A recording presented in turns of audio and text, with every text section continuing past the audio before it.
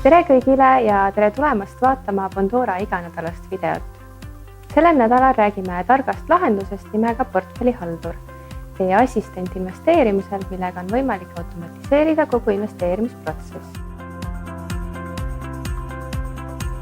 Alustamiseks tuleks lihtsalt kanda oma kontole soovitud summa ja Portfellihaldur aktiveeritakse automaatselt. Teil on võimalik seda hõlpsasti ümber seadistada ning valida meie pakutavatest strateegiatest just teile sobiva.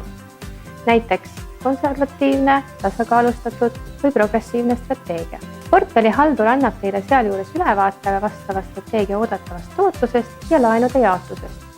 Saate soovi korral seda strateegiat igal ajal muuta. Kui seadistate sissemaksete jaoks püsikorralduse, jätkab haldur investeerimist automaatselt iga kord, kui raha laekub, mis tähendab, et ei pea seda kogu aeg meelest pidama ja sisse välja lülitama. See on hea rakendus alustavale ja passiivsele investorile, võimaldades teenida turu keskmist tootlust ilma investeeringutele liigselt aega kulutamata. Loodame, et leiate selle kasuliku. See oleks siis selleks nädalaks kõik. Jätke oma mõtted video alla kommentaaridesse ja andke meile kindlasti teada, mida soovite näha meie järgmises videos. Aitäh vaatamast ja head investeerimist!